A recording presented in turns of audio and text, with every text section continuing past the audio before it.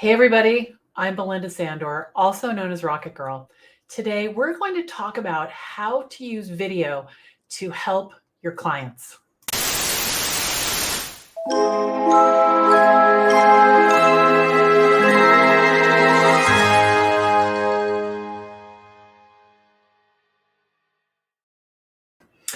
Hey everybody, welcome. Come on in. I'm Belinda Sandor and I want to welcome you to the Rocket Girl Show.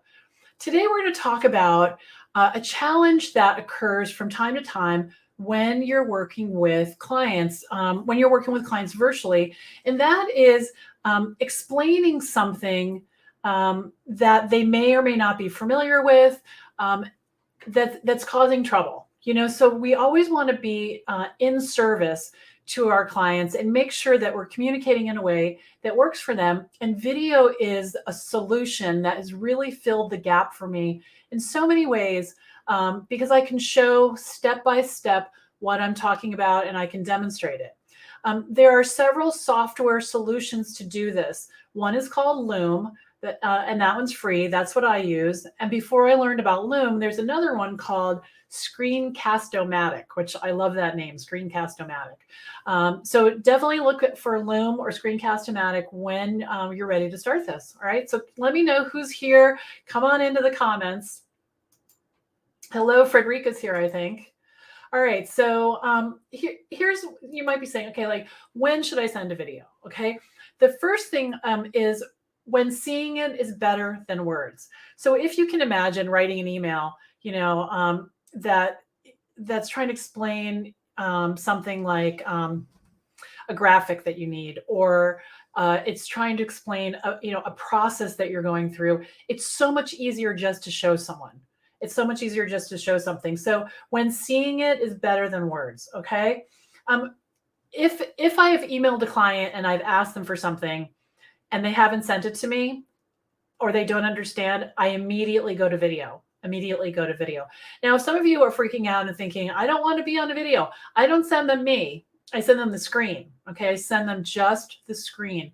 So it's very helpful. And that was something that was happening a lot to me at one point in my career, that I was doing more technical projects with clients and I just wasn't able to describe it, or it was taking me a really long time and screenshots and all this stuff, and they still weren't getting it. I know one time I had a client, she's an artist, very talented. I was updating her website with her new artwork, and I needed descriptions, and she wasn't catching on to that the description field only allowed a certain number of characters. And even though I explained it to her, when I copied and pasted her description into the software with the camera on, she could see that it said in red letters, too many words, And so she was like, oh, okay, I get it. So they love this when you do this. The other thing is when the client is not familiar with the language or the setup. So that was very much the case with the example I just gave you, that website, right? My client, she wasn't thinking at it from the point of view of how it's set up in the back. She was thinking about how it looks in the front, right? So let's see who's here. Hello. So we've got Carrie's here. Hello, Carrie. Veronica. Wendy's here. Jody. Hello, Jenny's in the house. Svetlana, excellent. Heather, Yvonne, Talara is here, and Tori. Okay, I love this. Love this. So if you have questions about what I'm talking about, drop them in the chat. I'd be happy to answer them. So the when is really, when there's some frustration, when you're going to have to invest a lot more time into writing it up. And this is something that I do with my team at the VA Connection all the time. For example, if I want a new graphic for Facebook, I'll turn on the camera and I'll talk to my guy, Mark, my graphics guy, and I'll say, okay, I like this. I want it to be like this. I need 7 of them in different colors. And let's use this picture instead of trying to explain all of that, right? Or giving feedback. So when VA school students ask for feedback on their website, I open their website, I turn on Loom, and I just walk my way through it, talking as I go, and it's very helpful. All right, we've got Jen C has joined us, and Lewis is here. Hello, and Debbie is here. How do you stay organized and keep track of all the different software tools that you use? That's a great question. Let me think about that for 1 second. So for the most part, I associate a software with an issue, right? So what you could do is you could make a list, in a Word document or something of all the different softwares that you use. But usually what happens is after I use it a couple of times, I think, oh, I need Loom for this, or I need this solves that problem. And so as you're working through your day as a virtual assistant, you'll start to have kind of your own toolkit based on the work you're doing. And that will change with the clients that you have. For example, for a long time, I had a client that wanted me to add closed captions to his videos. So I was using a tool called Veed.io all the time.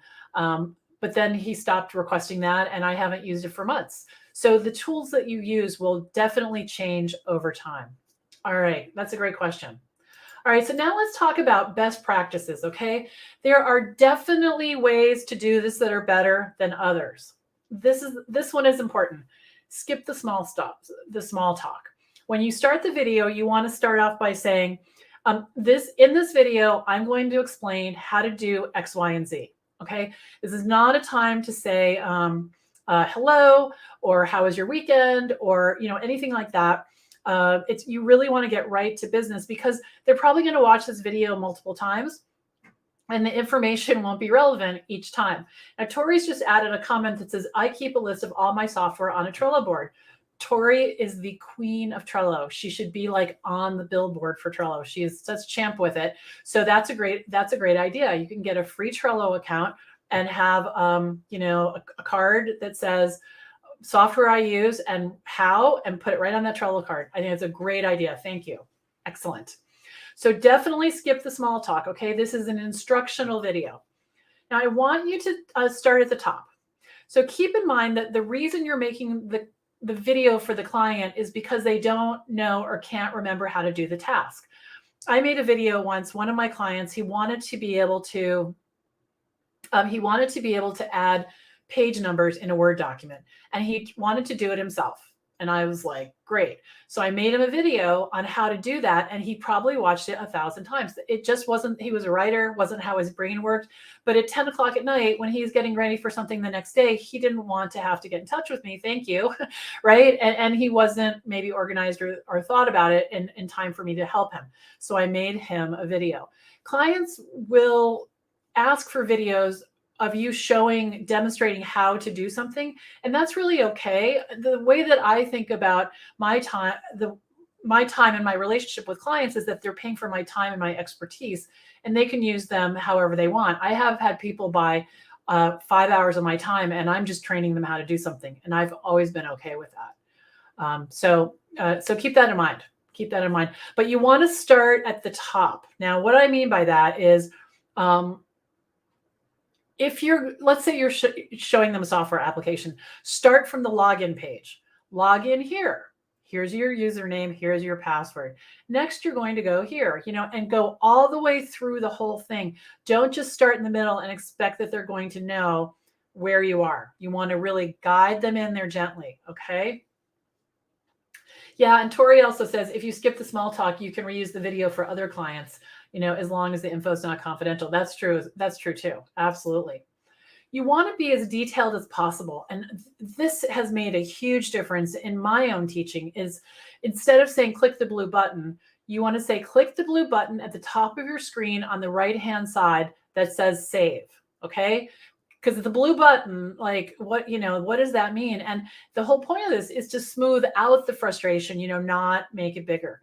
So that's going to keep the confusion down, and the client will be more confident and able to follow along. The next thing I want you to do is I want you to give the video a descriptive name. So often when using an application like Loom, it'll automatically name it desktop recording, December 15th, 2023, 5 minutes. And that's going to make it completely meaningless. So what you're going to want to do is, name it something like, how to add new contacts to MailChimp, something like that. And then the other thing, The other reason to do that is I've had clients come back and ask for the same video like 4 times, and I just didn't want to have to make it again. So I was able to, find it easily. And in Loom, there are folders, there are ways to organize videos so that you can keep them.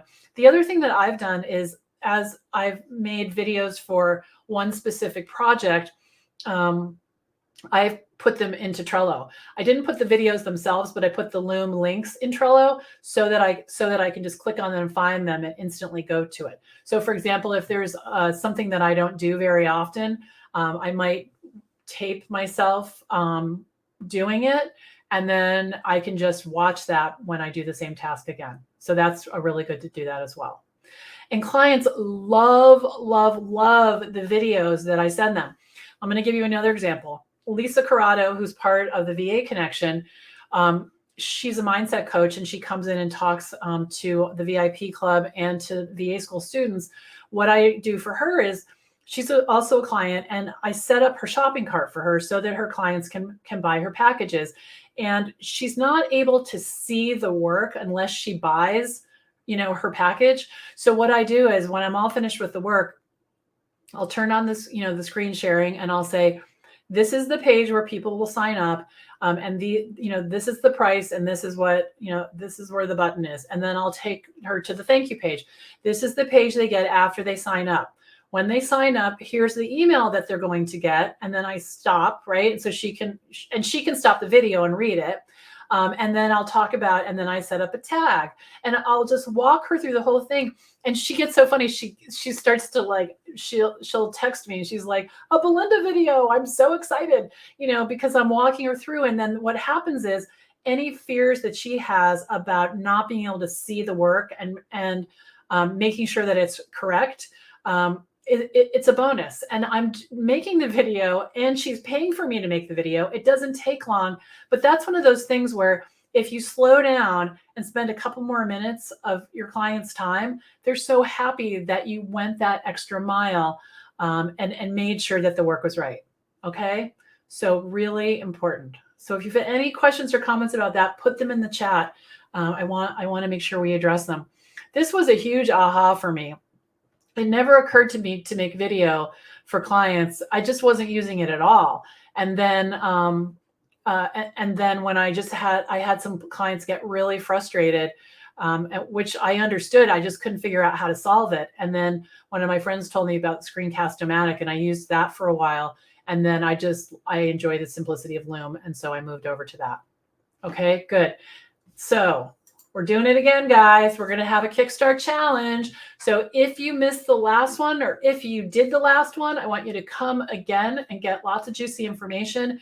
We're starting on March 6th. So this is a free 5-day training all about how to get a steady stream of clients in your business. And I'll tell you what, if you come every day, we're going to go deep, and you're going to have actionable items to move the needle in your VA business, whether you're starting out or you've been doing it for a while. So go over to vachallenge.info and sign up. We have a pop-up Facebook group, and the action has already started.